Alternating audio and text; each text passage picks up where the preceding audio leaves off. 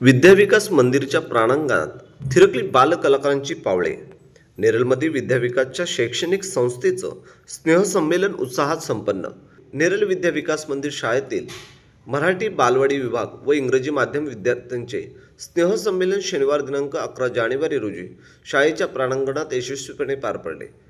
या आयोजित स्नेहसंमेलनात विद्याविकास मंडळाचे उपाध्यक्ष बल्लाल जोशी, कार्याध्यक्ष प्रसन्न खेडकर, कार्यवाह अमित जोगलेकर, वासुदेव पिंटुरकर, प्रफुल्ल नाईक, दिलीप कवाडकर तसेच इंग्लिश मीडियम माध्यमाचे शिक्षक पालक संघाचे उपाध्यक्ष ज्ञानेश्वर पडवल व हजारे उपस्थित होते.